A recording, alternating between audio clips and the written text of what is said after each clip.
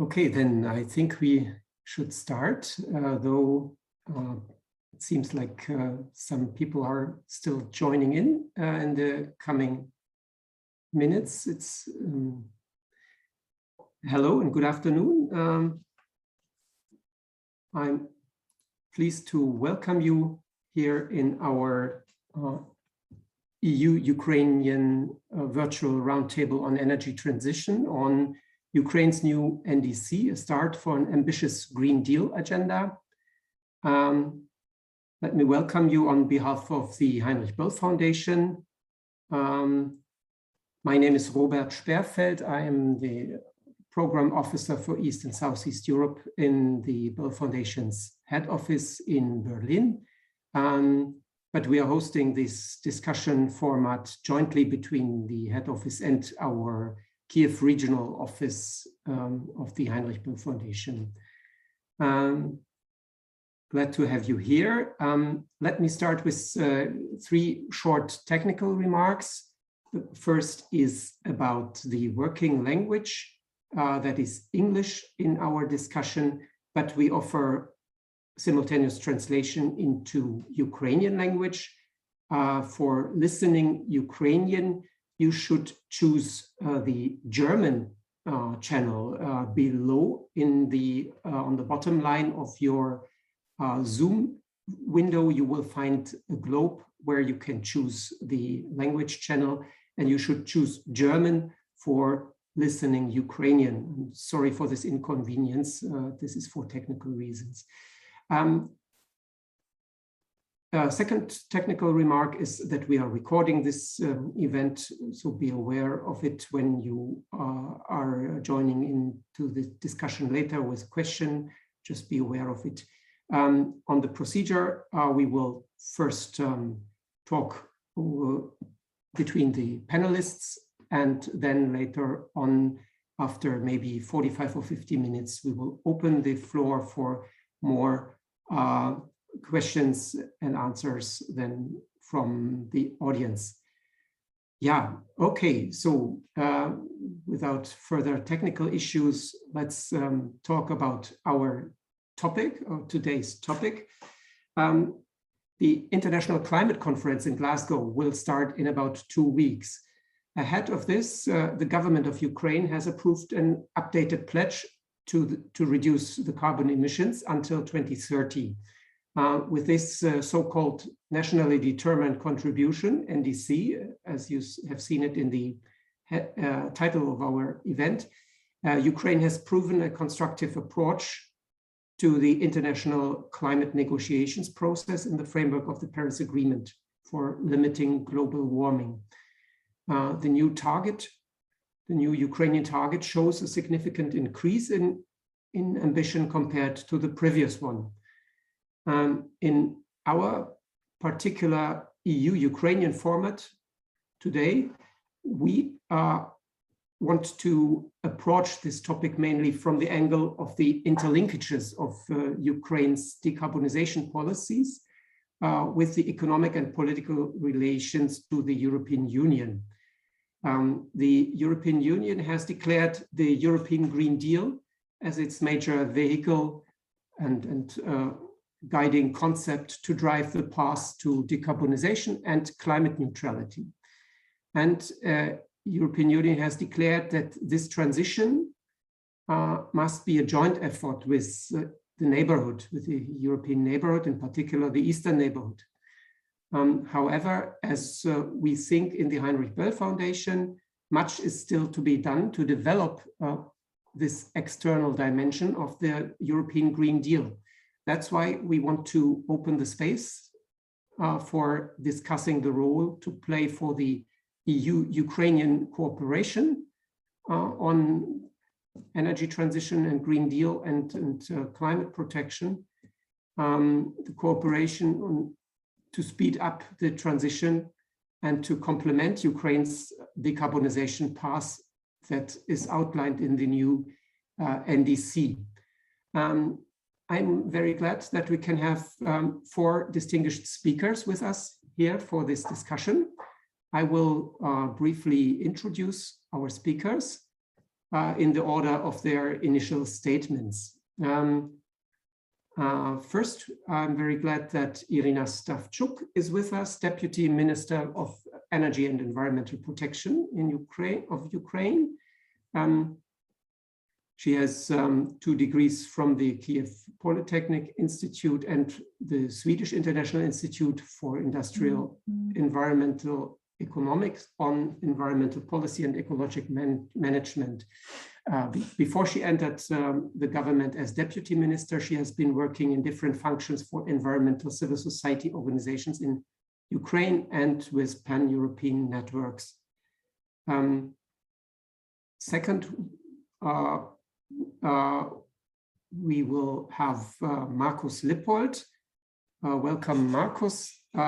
He is team leader at the EU Commission's support group for Ukraine, team leader for energy, climate, environment, and Green Deal aspects of the EU cooperation with Ukraine.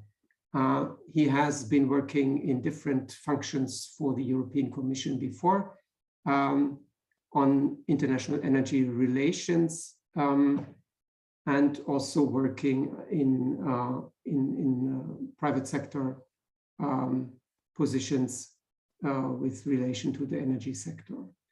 He is a member of Chatham House and several advisory boards and co-author of energy policies of International Energy Agency country reviews for Greece and the UK. Third, we have Anna Ackermann. Welcome, Anna. Anna holds master's degrees in power engineering and environmental sciences, environmental policy and management. Anna managed the energy policy reform expert group of Ukraine's largest civil society platform, Reanimation Package of Reforms. And she is one of the co-founding members of Ukraine's key environmental NGO center, Center for Environmental Initiatives, EcoAction. And last not least, we have Ruven Stubbe, working for Berlin Economics as an analyst in the project Low Carbon Ukraine, just recently co-authoring a paper on climate diplomacy from EU side towards the associated Eastern Partnership countries, Ukraine, Moldova, and Georgia. And yeah, he has been working for other think tanks on energy issues and economic issues before. Yes. So that's it for the introductions. Without further ado, now I would like to ask Irina to present first the new NDC. How did you establish this NDC, and what are the critical factors for its implementation? And what can be said about the role of the cooperation with the European Union and for achieving these goals of these targets of emission reduction outlined in the NDC? Irina, you have the floor. Thank you, Robert, and greetings to all the participants. First of all, let me thank you for organization of this event. And of course, we are ready to share the Ukrainian NDC, the challenges and the whole process. I will try to squeeze the full information that was happening over the last 2 years into 7-10 minutes. So first of all, I would like to put everybody a little bit into the context of Ukraine.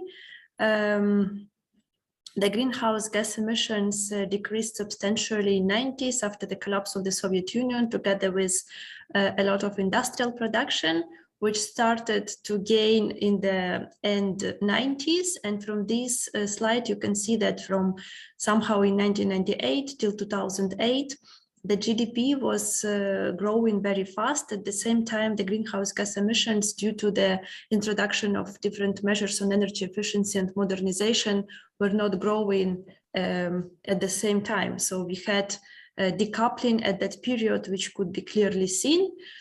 But then after the first financial crisis, the economy tried to regain then again the situation in the East and the war and all the economic consequences also again put down the economy and emissions together with it. So if we look at the last 10 years, then we can clearly see the fluctuations of both GDP and greenhouse gas emissions following each other.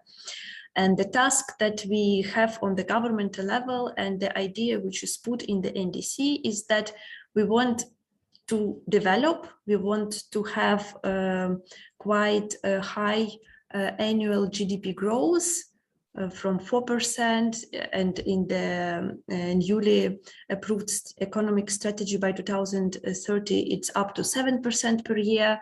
But at the same time, introduction of decarbonization measures, which would keep the emissions out of the business as usual trajectory. We have certain gains in the development of renewable energy sector. As I said, in terms of GDP, we are quite behind many countries in Central Europe, and also if you look at the regional and overall kind of world perspective. So also we are in Annex 1 as economy in transition. In terms of GDP, we are not at that level. And also the energy poverty issues are very strong in Ukraine. And in 2019, 65% of the people applied for the state subsidies. And now with the prices on gas, the situation is getting even worse. So yes, this is the the trajectory with greenhouse gas emissions and the way we see it. So basically in NDC, we approved the target to reduce emissions by 65%, which is certain reduction from the current levels, but is also, but it's a substantial change from the projected business as usual in 2030.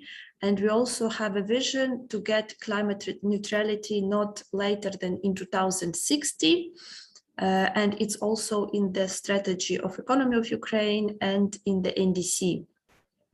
The discussion of the target and the numbers was based on the results of the modeling of several scenarios, which followed a very heavy consultation process with many actors. We had over, I think, 100 meetings with ministries, with experts, with business associations, with specific businesses, to actually understand what has been modeled, how to implement it, how relevant it is, how possible it is, how much it would put cost, to check all the assumptions which were put in the model in the practice. And basically 35% was a compromise on the governmental level as a result of very substantial discussions. As a positive side of these discussions is that actually the discussion and approval of the target really was high on the agenda of many ministers and prime minister and by businesses. So really in Ukraine, the understanding of the issue, the actions which have to be done on the climate policies have increased substantially. We also, through the NDC process, calculated the necessary investments on the macroeconomic level for different sectors. And by 2030, it's on the level of 100 billion euros. The amount of money is quite high, because if we look at our kind of capital costs in the previous years, its annual rate is on the level of 20 billion euros. So having half of it for decarbonization is also is quite a challenge. Certain measures out of it, of course, make economic sense and have to happen anyway. And the government understands this and will work on it. But still, the challenge to get the resources to organize the system that actually the necessary transformations are implemented requires quite huge efforts on coordination of policies, economic instruments, and financial strategies and instruments. The NDC of Ukraine covers all the sectors. And after its approval in July, we started to work very actively on its practical implementation.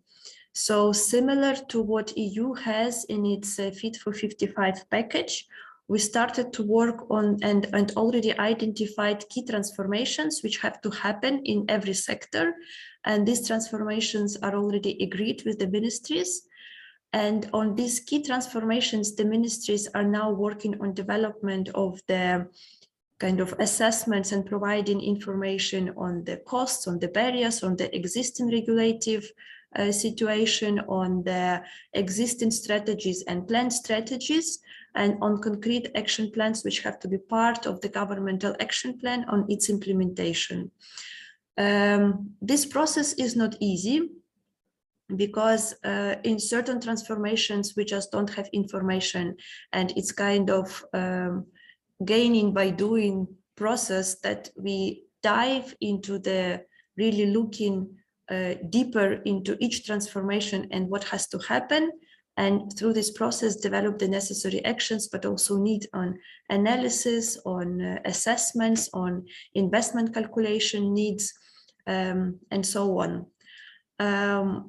We are working on 3 tracks now. The first one is development of this action plan, and also identifying which activities are already in the governmental plans and which have to be developed further, which have to be prioritized higher based on the NDC and the Green Agenda. The second track is to work on environmental finance reform and also overall financial strategy for NDC implementation. And the last one is overall climate governance architecture, how the government, not government, but in general, Ukraine will implement and make sure that it's on track with its current and future climate goals. And for that, we are in the process of development of the framework law, which should put all the necessary elements on the good examples of other countries which have already framework law on climate policy. Yeah, so this is what I just said.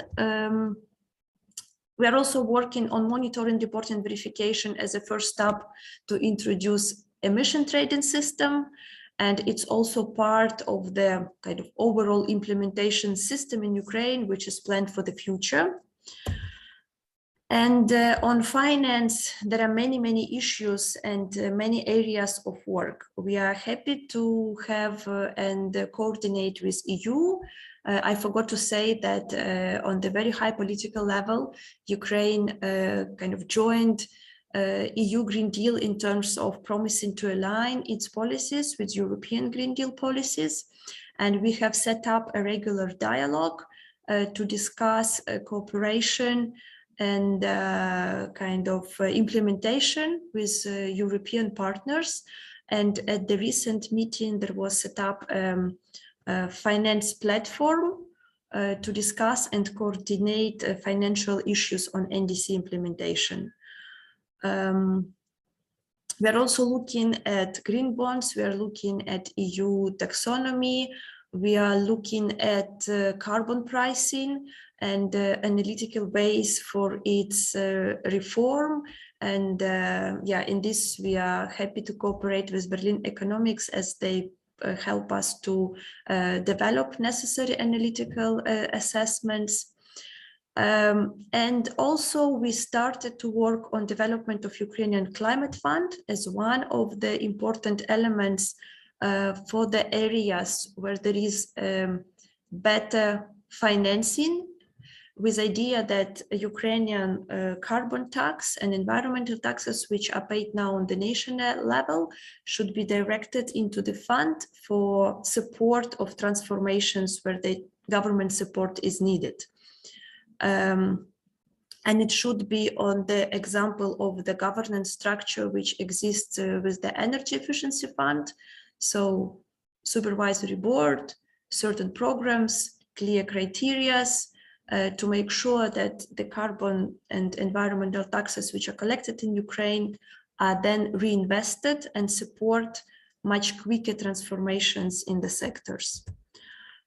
That's it from my side. Unfortunately, I can be only till the 6 o'clock today because I have to join another meeting. So if there would be questions to me for the discussion, it would be better to have it before. I'm very sorry for that. Okay, thank you very much, Irina, for this comprehensive overview. And yeah, so we will then collect questions to you first, but still first we will give the floor to the other experts. And I would like to ask first Markus Lippold now to give us a brief overview from EU side on the cooperation with Ukraine on Green Deal, and which formats do exist, and what can we expect of how it will be developed in the coming months and years to create a coherent framework for Green Deal cooperation. So what can the external dimension of the European Green Deal offer here? And yeah, thank you for your perspective. Yes, Robert, thank you very much. Also for the opportunity to speak here. Welcome everyone. Special welcome to Irina. Nice to see you at least on a Zoom call, if not in person. Irina already outlined a lot in terms of what the Commission is actually doing in terms of cooperation with Ukraine in terms of the Green Deal. The Green Deal, as you know, when it was announced in 2019, it wasn't new as such. It relies on many sort of legislative pieces that already exist within the Commission. It was becoming, although a matter of sort of focusing in on reaching climate neutrality by 2050 more, and also putting in the 2030 midterm goals in terms of really achieving climate neutrality. That was the reason for the Commission Vice President Timmermans, actually, together with the Prime Minister of Ukraine, Mr. Shmyhal, to come up with the idea of a focused dialogue, meaning all the sectoral discussions and cooperations that exist with different DGs in the Commission, we said need to be, if you will, streamlined a bit more, really getting the highest attention possible in terms of moving forward with Ukraine on the climate ambitions. And a group which is now called the sort of Green Deal Focused Dialogue has been established, which is led by the Deputy Prime Minister, Ms. Olga Stefanishyna on Ukraine's side, and the head of the support group of Ukraine, Ms. Matanova, who's also the Deputy Director General for DG NEAR. Within this focused dialogue, we've just had the second meeting last month, as Irina highlighted. What we've covered in that focused dialogue are topics like coal regions and transition, energy efficiency, industrial alliances, and how Ukraine industry can join the sort of EU association that already exists, renewable energy in general, research and development, and then participation of Ukraine in, for example, the Horizon programs.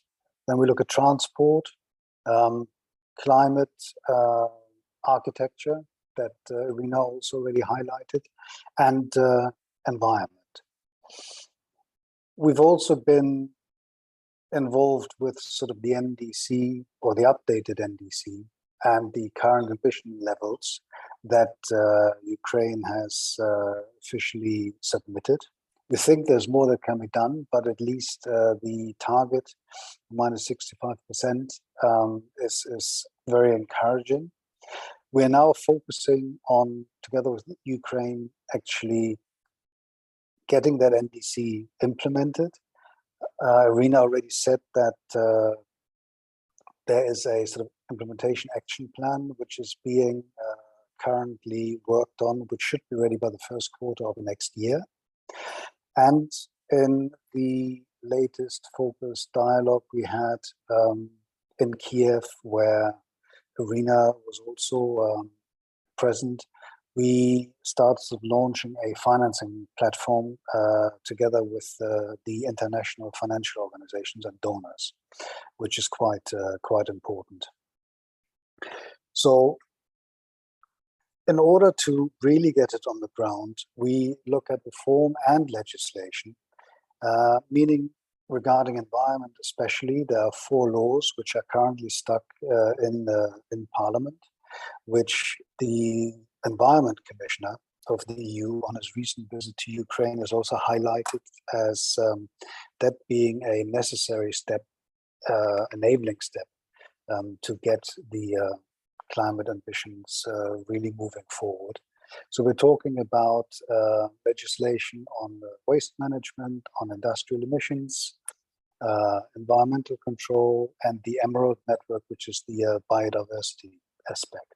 We're also focusing on waste and circular economy, on forestry, and all the items which basically get us to the next COP discussions.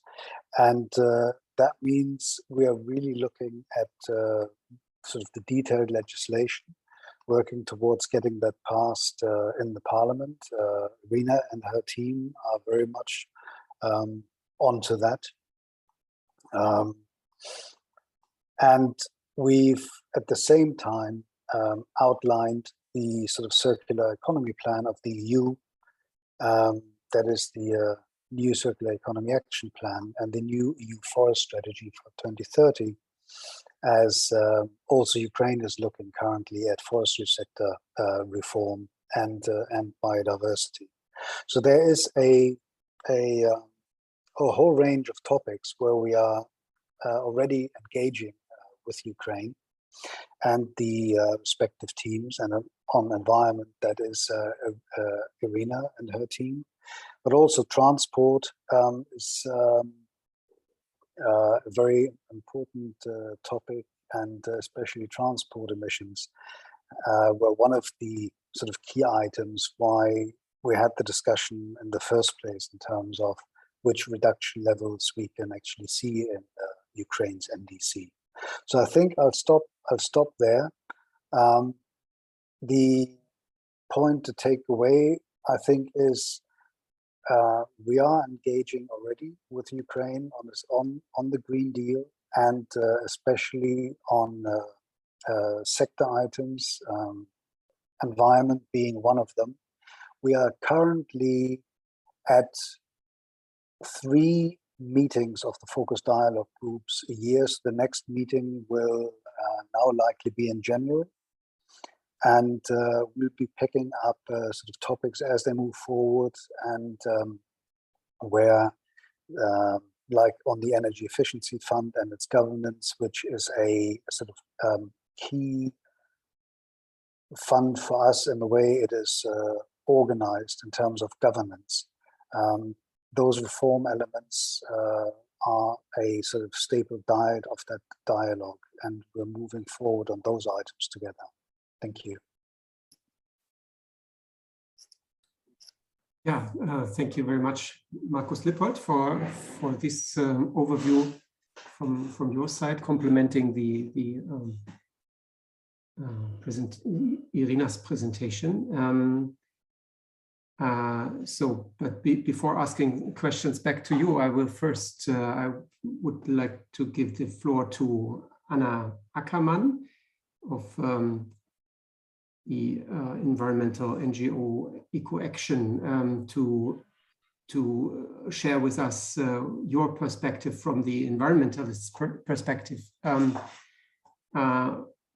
so on the international platforms like Climate Action Tracker, these NDC goals, both of the European Union and Ukraine, are considered to be insufficient. But from the presentations we just heard, we learned that it's a lot of nitty-gritty work to be done on many parallel tracks, and it needs a lot of coordination. So what's your assessment, and what are the critical factors from your side to successfully implement the decarbonization path of Ukraine? Yeah, and maybe you can also say a few words about the resonance of the decarbonization policies and the climate change issue in the society in general. If there is public support, or how the communication of these reforms, of the decarbonization reforms, is managed, if there is a public support for this at all. Thank you, Anna, for your take. Mm-hmm. Thank you, Robert. Dear participants, dear colleagues, I'm honored to be talking to you today, representing the voice of Ukraine civil society in regard of Ukraine's climate policies and the new climate goal. Well, back at home, we are used to be talking about whichever issue in very particular terms. Whatever decision is taken by the national authorities, it has to be named either a victory or a betrayal. We love to use that word. But of course, in reality, everything is much more complicated than that. That's why I would like to kind of briefly outline to you the strong and weak points of Ukraine's new NDC to the Paris Agreement. And my goal is to show the progress that happened and what could be still improved, hopefully with the support of our European partners and through stronger future cooperation between Ukraine and the EU, which already played an important role in shaping Ukraine's climate discourse on the highest political level. And Irina already mentioned that. So if we compare Ukraine's new NDC to the previous goal we had, it is indeed an impressive change into a positive direction. If previously Ukraine was largely playing with numbers and promising to, in fact, increase its greenhouse gas emissions instead of decreasing them, and everything is due to this, the baseline year being 1990. The new climate goal is clear. It basically says that Ukraine would stabilize or somewhat decrease the emissions in the coming decade. Civil society and international partners, energy community and EU Commission supported this new goal. And I would say even more that in my opinion, without the EU's Green Deal and without the carbon neutral Europe pledge by the EU, I really doubt that Ukraine's new NDC had been the same. So the mere way that the EU has been shaping its climate policies already had an impact on the Ukrainian agenda. And just think about this, that in the times of COVID-19, while still trying to address all the consequences of the pandemic, the Ministry of Environment managed to convince the government and submit to UNFCCC a much more ambitious climate target. That covers also all the sectors of the economy. So let me mention now what is on the other side of the medal, maybe in three dimensions: global, national, and more local, what concerns the population. We should remember that the goal is to keep global warming at a relatively safe level. Ukraine's NDC is unfortunately still not ambitious enough to keep the global warming at 1.5 degrees Celsius that is defined by the Paris Agreement. And analysis by Carbon Action Tracker that Robert, you mentioned just before, shows that Ukraine's fair share should be cutting emissions by more than 1/3 from today's level by 2030. I may even, if you don't mind, I can share quickly the screen just to show you how it looks like. And maybe it will give you an idea. There you go.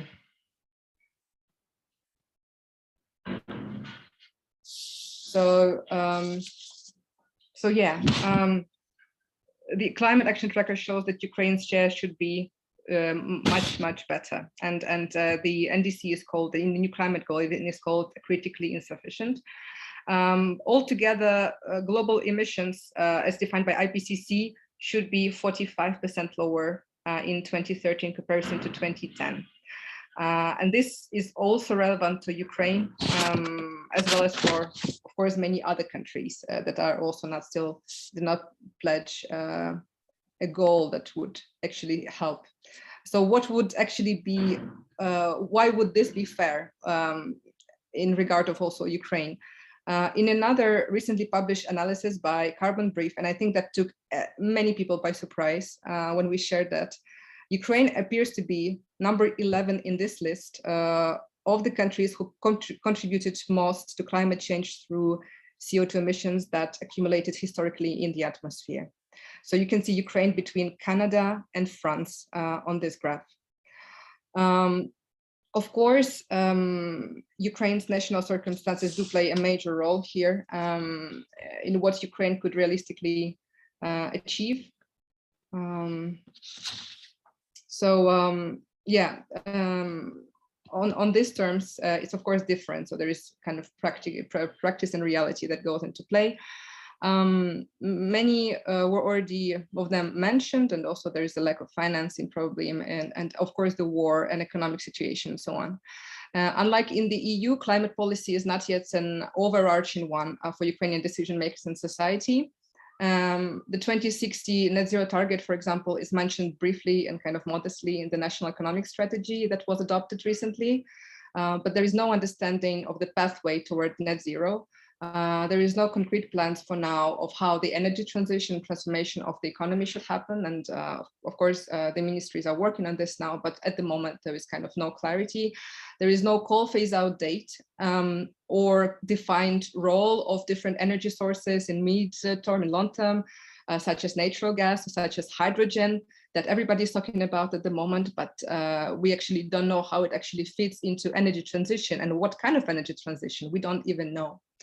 The NDC itself also leaves some sectors largely free, I would say, from the need to decarbonize in the nearest future. And the main accent in the NDC is on energy sector transformation, both supply and demand, that are expected to deliver 20 to 25% of emissions reduction from the current level.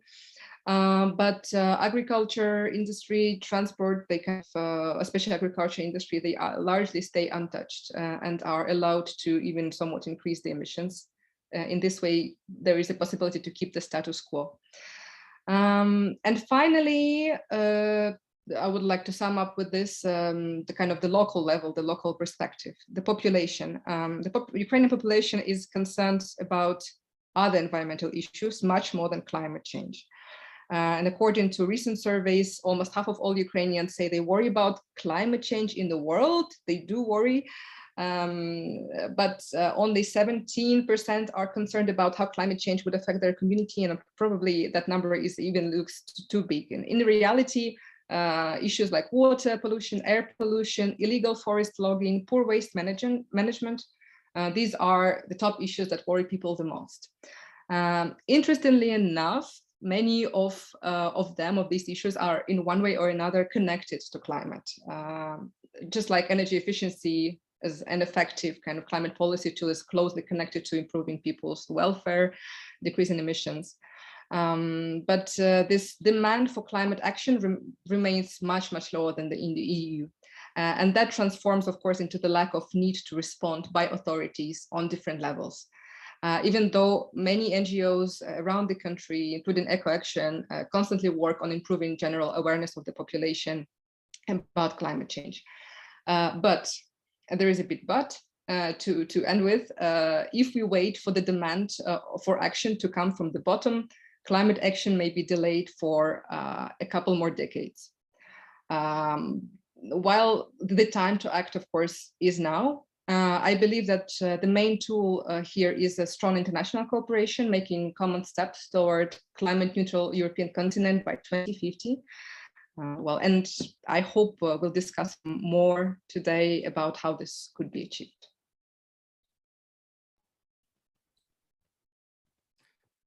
Yeah, thank you, Anna, for putting this in this context from an environmentalist perspective. Coming now to Ruven, looking at it from an economic point of view.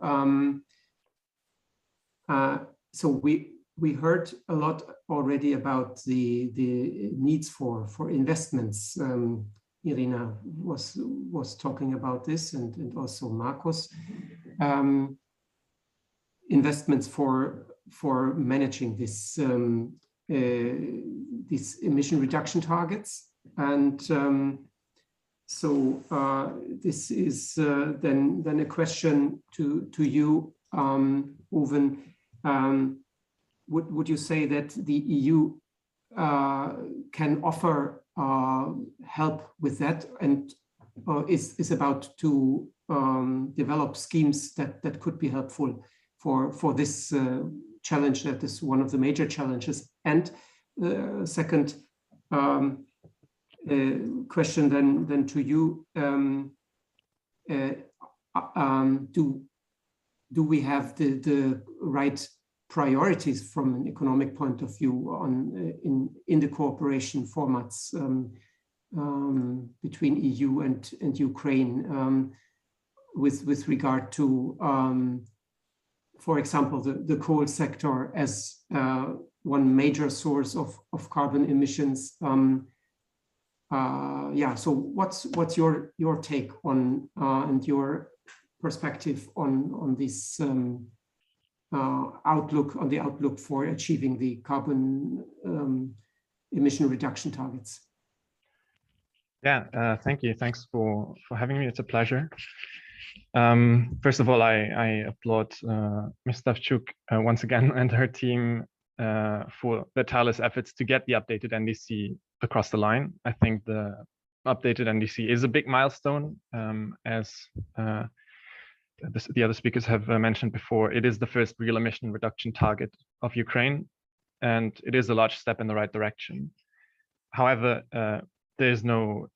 we don't have time to rest, as the largest part of the work is still to come, which is the implementation, which is starting now. So to develop strategies and ultimately concrete measures to achieve the reduction target. And so you ask about to give an economic perspective on the NDC, and specifically about the investments. This was the first question. So when you ask me, as an economist, obviously, I cannot emphasize enough that the centerpiece of any effective and efficient climate policy mix should be an adequate carbon price on emissions. And its purpose is not to generate additional tax revenues. In fact, revenues can, and I think also should, be channeled back to households and companies, but to generate an incentive throughout the entire economy against carbon emissions. And obviously, it's not a golden bullet that solves all the problems. We still need a lot of improvements on regulation. We have to think about financing some measures, financing some investments that will not come forth with the incentive of the carbon price alone. But without the carbon price, it will be much more difficult to kind of coordinate all the different investments that have to happen within an economy. And I think so. Irina actually mentioned already or showed like this table with the overall estimates of investments. So for the entire Ukrainian economy, we estimate together with the Institute for Economics and Forecasting at the Ukrainian National Academy of Sciences that roughly 100 billion euros of NDC relevant investments need to be put forward till 2030 to achieve the NDC. However, about 60 billion euros of this would happen anyway. So they might not happen in the exact same projects.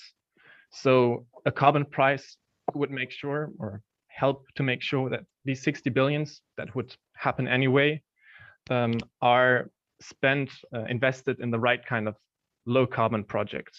So just as an example, more renewables instead of building new coal power plants in the electricity sector. But then on top, we have the other 40 billion euros or so of investments, so around 4 billion annually, that need to be mobilized additionally. And a carbon price can help somewhat stimulate additional investments by making low carbon alternatives to existing carbon intensive production ways competitive. And it should be the centerpiece. But as we see it, it should be flanked by 2 blocks of other measures. And I think the first block is what you could summarize as sort of improving regulation and improving the functioning of markets that already exist, especially the different markets for electricity. And some markets are badly regulated at the moment. There might be price caps, there might be public companies or large private companies that capture the market. And also, so there needs to be regulation that needs to be developed to address these issues. And improving regulation also helps to increase the regulatory certainty for investors to be able to recover their investments in low carbon projects, so that they actually will be motivated to do these investments. This means, for example, settling outstanding debt to energy suppliers, prevent future accumulation of arrears, improve enforcement of penalties, regulatory oversight. So lots and lots of nitty-gritty issues. It also means phasing out regulated energy tariffs and price caps, so that electricity generators can recover investments, and also that price signals are passed on to consumers. And I know this would put an additional burden on low-income households, especially if you phase out the regulated electricity tariffs. However, I think there are appropriate tools for redistribution of income to address this. And for example, a reformed household and utility scheme that's better targeted at low-income households. And these should be the tools to address these questions of energy poverty, of inequality, and not a dysfunctional energy price regulation. I don't think that can be the answer, because it's standing in the way of decarbonization, for example, in the electricity sector. So this is kind of the first block next to carbon pricing, better regulation. And then the second block is targeted investment support for low carbon investments. So these 4 billion euros annually of additional investments that obviously requires a lot of resources. And by far, the largest part of the investments need to come from the private sector. However, all over the world, but particularly in Ukraine, we have imperfect capital markets. So there's limited access to credit for companies. Even if you have a carbon price and you know as a company investing in some new way of production will be profitable, you might not have the credit to invest in this. There are short repayment periods. Usually we have these projects for decarbonization have really long time horizons. So it repays only after 10, 15, 20 years. And if you have to pay back your loan after 5 years, it's impossible to do this investment. So this justifies an active role of the state to support private investments where needed. And I think the ideal form of that would be a national climate fund. Irina has already mentioned the plan of the ministry to put forward such a fund. So I think that's a really good development. And obviously, this fund needs to have proper governance. So we have to think about all these institutional issues when setting up a fund. The required size and the focus of the fund need a lot of additional assessment, and we need proper targeting of these investment projects for projects that are profitable with an adequate carbon price, but infeasible due to the credit constraints without support from the fund. So I see the role, to come to your second question, of the EU and also the partner countries of Ukraine in general, including Germany, would be to support the Ukraine in all these 3 areas or policy blocks. So not only co-financing, for example, the National Climate Fund, but also lend political and analytical support for carbon pricing and for regulatory reform. And this potentially this could be through clear ex-ante conditionalities, if you want, for the financial support of the climate fund. So, for example, through twinning or matching carbon pricing revenues in Ukraine that are channeled in the National Climate Fund with European money, so that this would, on the one hand, strengthen the political incentive for a higher carbon price, and it would be a clear conditionality that can be kind of agreed on ex ante before setting up this potential European contribution to the climate fund.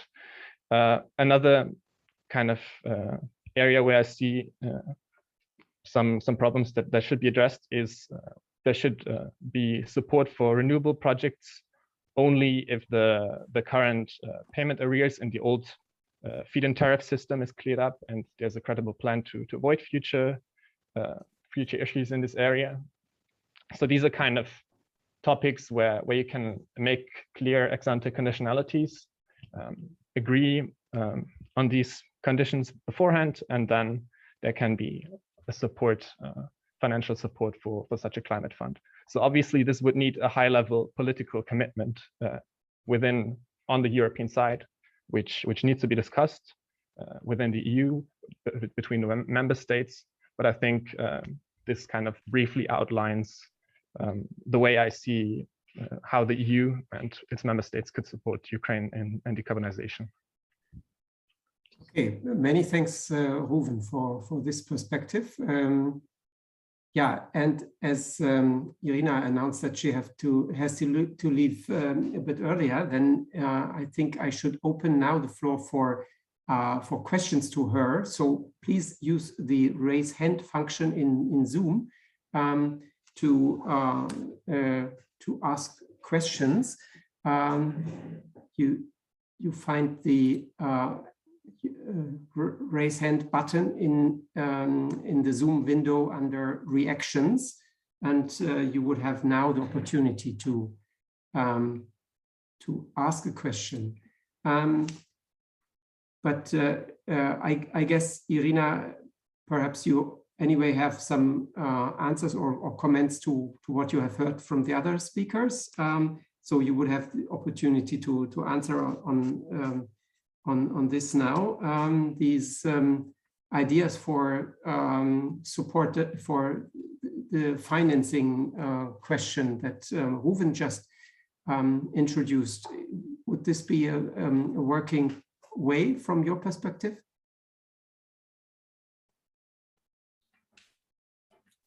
I mean, we started to discuss the finance issues from the first meetings we had on NDC target and implementation when we were discussing with different sectors. And this area was identified as one of the very important one, but also a very complex one, because it touches so many different issues from the side of generating the taxes and like the scope, the level of the environmental taxation and carbon taxes in Ukraine, to the collection, and then to the how we use these funds. And of course, if we talk about reform of this area, it has to be a complex solution with a very good vision how it will develop for the future, so that everybody understands where it goes. When we start looking at carbon pricing more precisely, and now in the parliament we have the law which raises the carbon tax, the Ministry of Finance suggested to raise it by 3 times, from 10 hryvnias till 30 hryvnias. It's still €1, which we consider as a very small amount. But when we started to look at like what should be the carbon price in Ukraine, which is fair and which is and which will stimulate the emission reductions, then comes like 2 issues. One is that there are no really analytical studies which provide this range. So like not specific, like, so with Berlin Economics, we calculated the impacts of 150 hryvnias tax, But if we talk about the political decision, we should understand the range of the potential increase and how it will impact the economy. The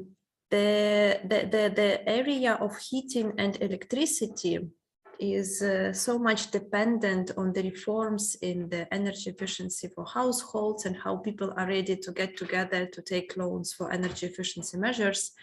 And then even the current tariffs don't cover the full price. So it all puts, it's very problematic just to put the carbon price because they don't pay the full price anyway now. So how would it help to actually bring the changes? That's about this sector. Then we have a big industry sector, which puts the question back, but this money now go to the budget. What does it mean? And then it's like if we talk about big change in the carbon pricing, it has to be also kind of with the way how we modernize the full industrial sector. Of course, when we look at the countries and also within Ukraine, and that's position of the Ministry of Environment, that the companies actually pay for the pollution, it doesn't mean they should get money back. But still, they point out at the many examples from European countries, from Australia, from other countries, where actually the government helps and provides a lot of money to the industry. Or if we take steel companies in EU ETS, which used to get a lot of free allocations and like did not really pay the same price for carbon as electricity sectors. So when we look at this in more details, there are actually many questions to be answered and to be able to formulate the right approach for Ukraine, how to, because when we hear from economists, carbon pricing is a solution, that's good. When we start to work and down with different sectors, it's not so easy. Yeah, the whole world is testing out things now, and there is from EU side the carbon border adjustment mechanism proposal, which is also still quite uncertain perspective for many for how it will impact the industries. And Markus Lippold also just wrote us that he has to leave. So I would give him also opportunity to say a few concluding words from his side at this point. And Irina, thank you for being with us. If you have to leave us already now, yeah. Markus. Yes, thank you very much. Maybe very briefly, in terms of what what Anna has said, what Ruven has said, we are working towards sort of reform in general. That is why I also highlighted that we're looking at the legislation, which is being drawn up in RADA, and whether it gets adopted or not, because we have seen in Ukraine that even if you adopt the law, it doesn't mean that it quickly gets implemented and it is effective. So that remains a challenge. But we are, the support group for Ukraine and the Commission at large is really working towards everything that Ruven and Anna have said. So that's a holistic package, if you will. But it takes time. Ukraine has the challenge that in many sectors, I would argue, there has been underinvestment. So now where to put the scarce money is one challenge. On the other hand, you could argue that since a lot of the investment that needs now to be made does not mean that you have a lot of assets which haven't been written off so that you take a big hit to your balance sheet is actually an advantage. So you can now really look at how do you best renew your economy, which will then also obviously play favorably with what you just highlighted, Robert, CBAM. A lot of what Anna said in terms of what the citizens are actually really concerned about is environmental problems, if you will, quality of life aspects, which are much closer to home. So yes, the climate,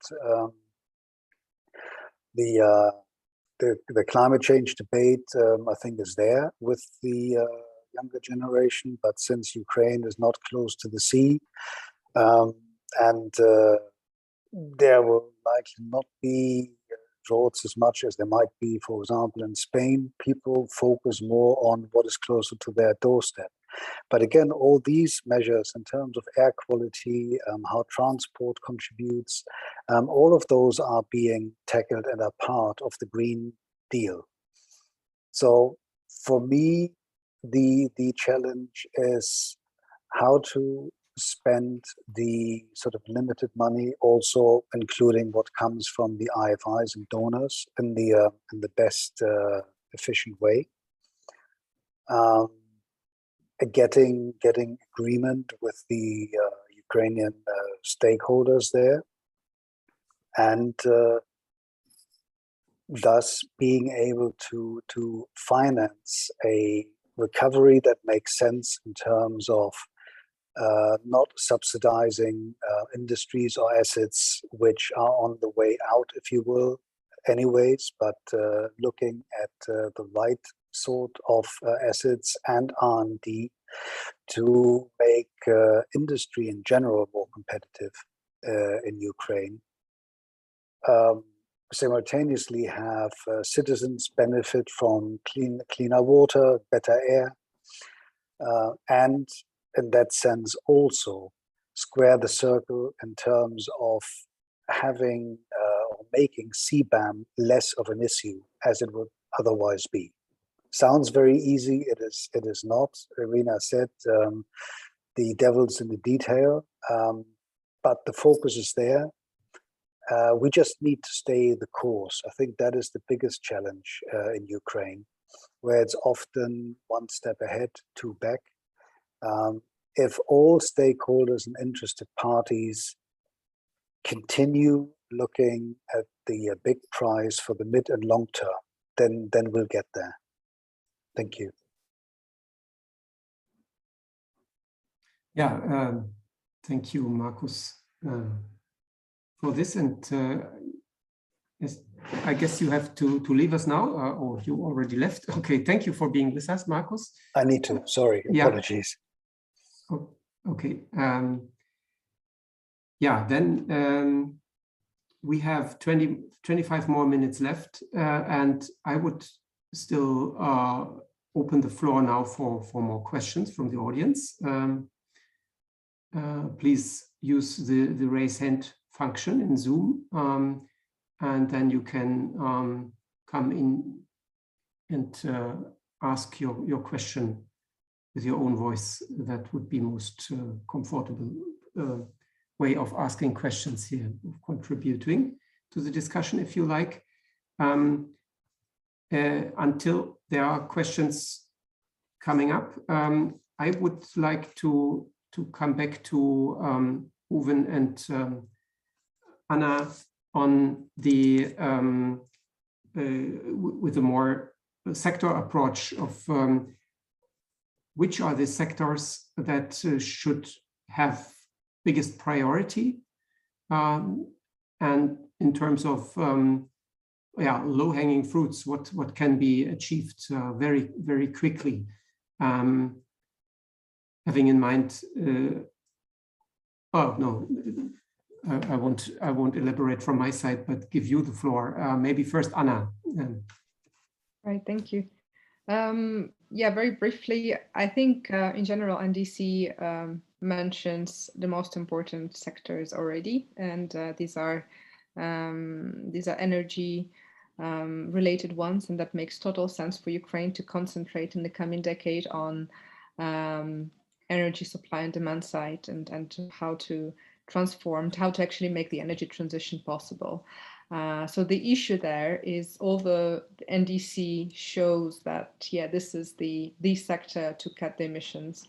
The issues I already mentioned, there is no coal phase out date, although there is just some discussions now, but there is no clarity at all about what is the transition about, what we are transiting, to where, at which date, and how.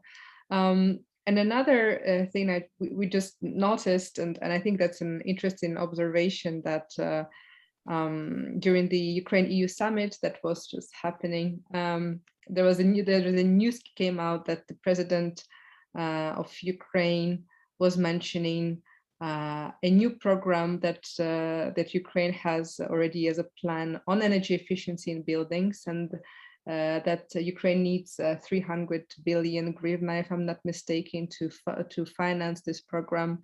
And there is a big discussion now among everybody who works on energy efficiency. What is this program that he's talking about? What is the 300 billion? And nobody ever saw it even. So while Marcus was asking a very good question of how to spend a limited of money in the most efficient way, I think it's a great question. On the Ukrainian side, I think the question sounds absolutely different. It's like how to attract the money for something, and we'll see then later on what exactly, you know. So there is something that is called a program, but in fact, it probably doesn't exist. I think there is a mismatch, and Ukraine has to prepare well its kind of home task, and to make sure when it comes up with some ideas, they have to be really, really clear. The goals have to be clear, the energy transition pathway, and of course there are so many issues around of how like having everything working. But there is also a good example of the energy efficiency fund, which I think which could be kind of this experience could be used to create something similar, and also I think successful in the nearest future. Mm-hmm. Thank you. Before passing on to Ruven, there's one question from Oleg Savitsky. Please switch on your microphone, Oleg. And yes, so if I may, to continue this topic of energy efficiency, question to Anna is: do you expect that the current efforts of the energy community would help, and Ukraine will finally implement the energy efficiency framework directive, which is now is listed as like violation of Ukraine of the conditions of the Energy Community Treaty, and there is a dispute settlement active against Ukraine for not implementing this directive. Do you expect that this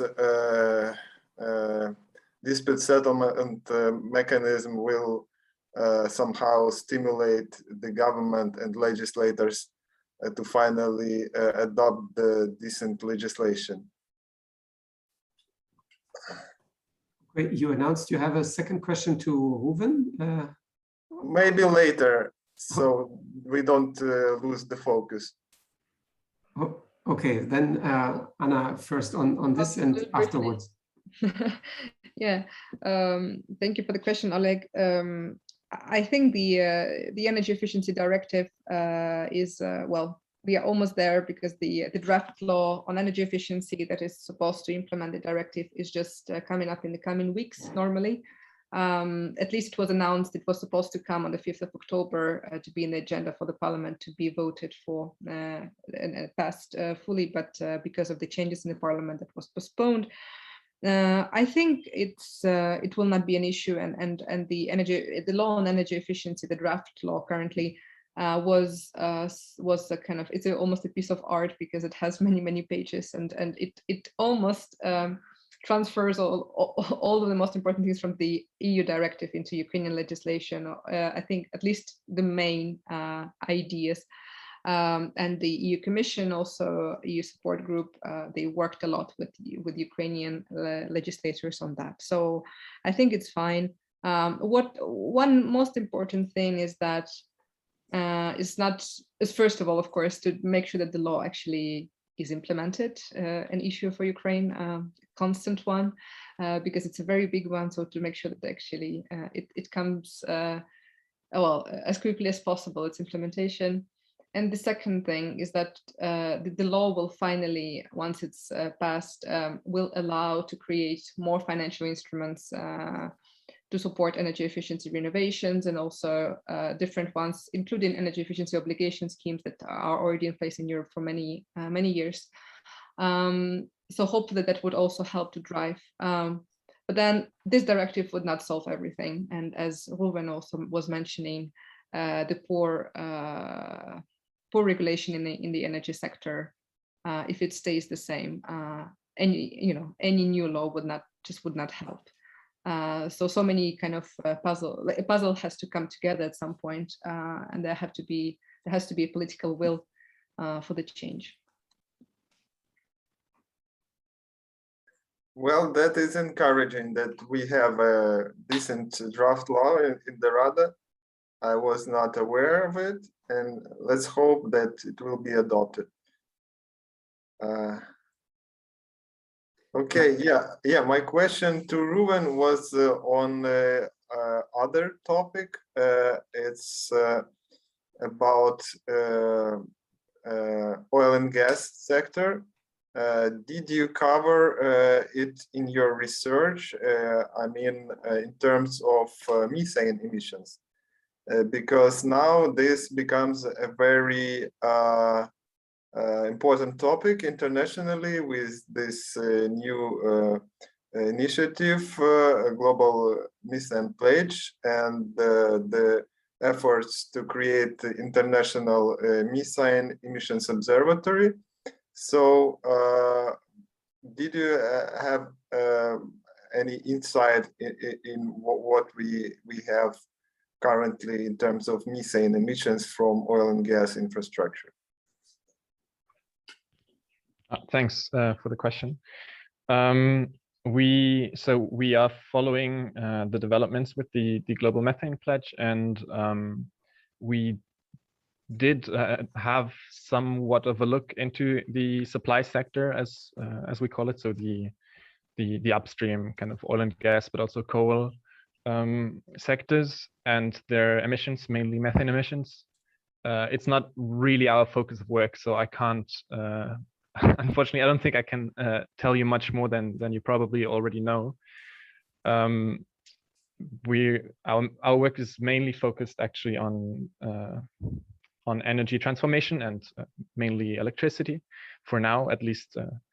But we do see that there are substantial methane emissions in specifically in gas transmission, and we do think that there might be, coming back also to the question of Robert on the low-hanging fruits, there might be some low-hanging fruits in the supply sector with the gas transmission system, where there's like leakages or some what's it called, like the compressors that are not working properly, where actually in some areas some assessments have shown that it might actually be, even without a carbon price or price on methane emissions, that it might be profitable to fix some of these issues, but it's just kind of a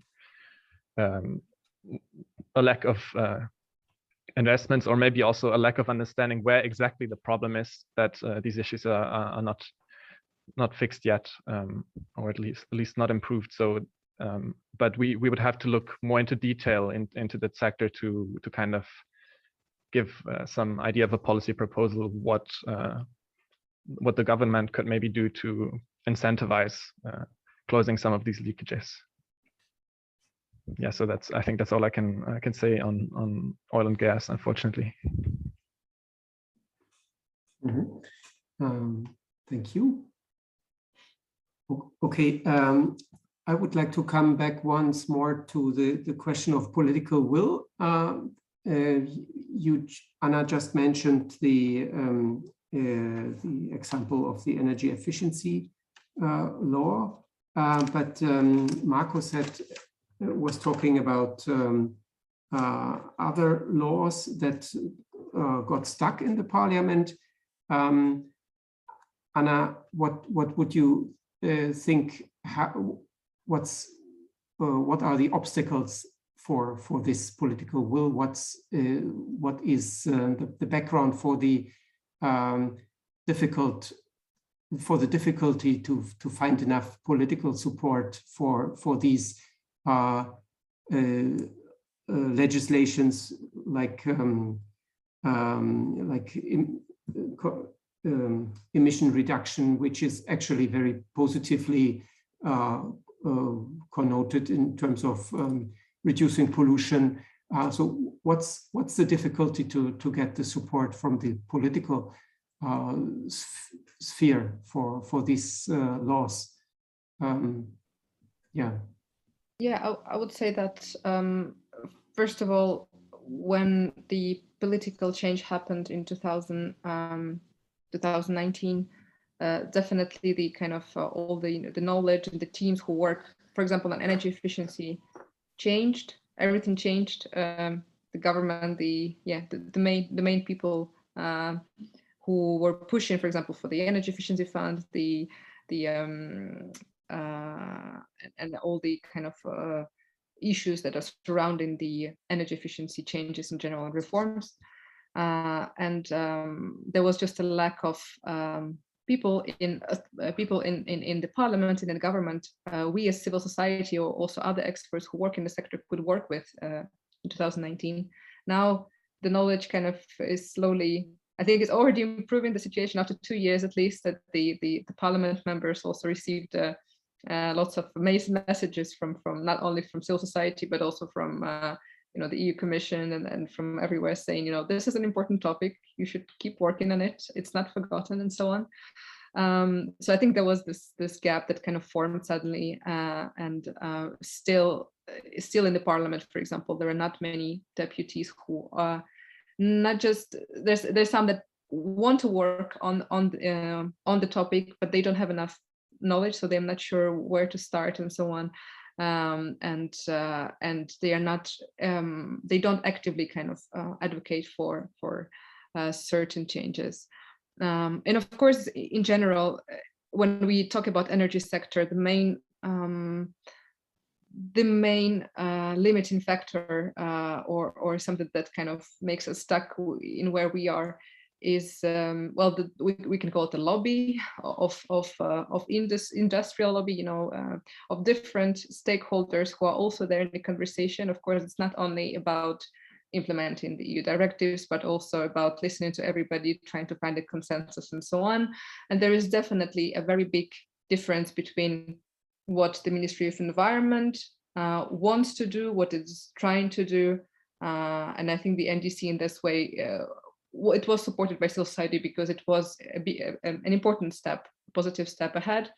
But then meanwhile, there is the Ministry of Energy, which keeps in many ways supporting the old system, the old actors, and it that doesn't really help big changes to happen. Of course, there is progress in certain discussions, for example, on coal regions in transition, but that happens also in many ways thanks to this dialogue that already exists in the EU, thanks to the EU Green Deal and just the necessity, to be involved into this conversation. But in terms of the value that the Ministry of Environment has in the government and the Ministry of Energy kind of wins their rhetoric and so on. And in the end, that translates into a president who says, I will decrease electricity price for the population. It's supposedly not supposed to happen in any European country in that way, but that's what we have, unfortunately. And that just happens year by year. And it was also the case previously in the government, but still, we always try to think that, okay, something probably changed, it's for better, but then this doesn't, it's not totally the case. So there are certain difficulties now, and now with the new NDC, to come back to what we are talking about with the new NDC, there is an ambition. The kind of how much resources we need, approximate estimations are clear, but now, the main question is, how do we implement it? And for now, I think there is a lot of ahead discussions, plans, concrete action, and so on. So we are kind of now in this void, waiting for the action. Yeah, there's the bottleneck that the government cannot manage everything at the same time, and I mean, this is obvious that there's a lot to do and a lot to coordinate. This is what both Irina and Markus were talking about. I would like to come back once more to Ruven with a question on of how do you assess the kind of effectiveness of this structure from the European side, from the EU side, because we see different institutions from the Commission, the European Energy Community, we have the association agreements and other institutions, the Eastern Partnership Initiative, and we have bilateral cooperations on decarbonization related topics such as the German-Ukrainian Energy Partnership. Do you see a problem with it, or would you say the topic is just big enough to accommodate all the different formats, and is the new format that Irina and Markus were reporting about, the new coordinating group or focus group, can this be an effective tool to better coordinate the different tracks of the EU-Ukrainian cooperation? Thanks for the question, and I think definitely it's always helpful to coordinate action between different stakeholders. So it's kind of a no-brainer. And I think the focus group in this regard can do a lot of important work in kind of bringing together, maybe also coordinate and monitor what if different member states are having as initiatives, like you mentioned, the German Ukrainian Energy Partnership. So our project Low Carbon Ukraine is in this context of the German Ukrainian Energy Partnership.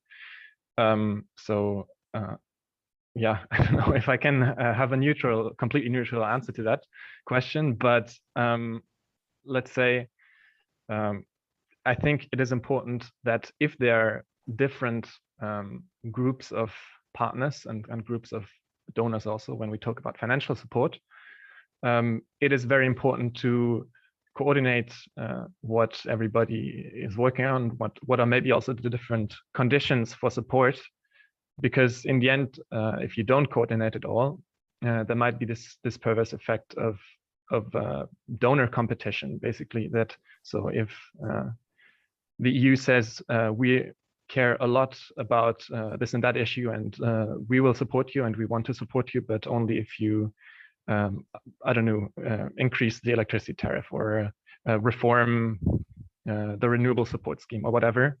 And then the Ukrainian government has, for some reason or another, doesn't have the incentive to implement that specific reform. They might just go to the member state, individual member states, and bargain and find some partner that doesn't have this condition in their support.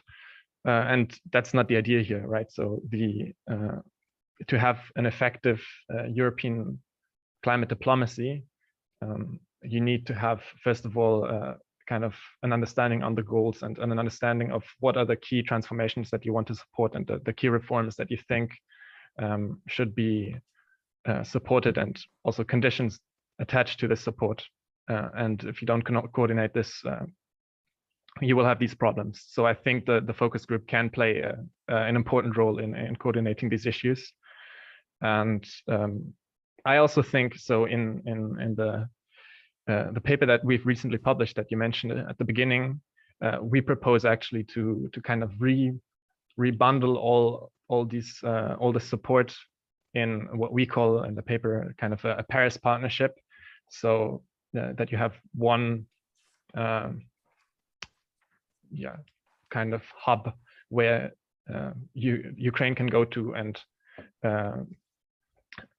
I mean, the focus group does in one way or another does do exactly that. But I think it would be still beneficial to kind of rebrand it, give it, maybe also think about increasing the financial commitment from the European side, make a more strategic outline on what are kind of conditions attached to this additional support, and then really focus it in one hub. If you call it Paris Partnership or you call it something else, that doesn't really matter, but that's the main idea. Yeah, okay, thank you, Uwe. Then our time has come to an end. And there were, at least I haven't spotted any more questions from the audience. There would be a very last chance to do so right now. Yeah, otherwise I would like to close this event now. I think, yeah, so for myself, I learned that there is more, that we have this new focus group on a high political level, that I wasn't really aware of the details of how it works. And I think this is a major step forward. Yeah, and we saw that we have a lot of actors working constructively on the topics, though there is, of course, a lot of work still to do. And there's not always a good and quick solution of how to do things, but at least there's a lot of yeah, also positive and constructive energy into this in this process. And I think that this is actually a good basis to continue this work and communications work and clear and analytical work on how to go forward on this path. And yeah, in that sense, I thank everyone for being with us this afternoon, and in particular our speakers and those who remained. Anna and Uwe, thank you for being with us and contributing to this discussion. And let me also thank the two interpreters, Katerina and Anastasia, who helped the audience to understand, to follow this discussion. Thank you. And last not least, also the technical host, background team in the Heinrich Böll Foundation. Yeah, thank you. Have a good evening, and hope to see you soon again in follow-up discussions like this one. Thank you. Bye. Thank you. Дякую. Goodbye.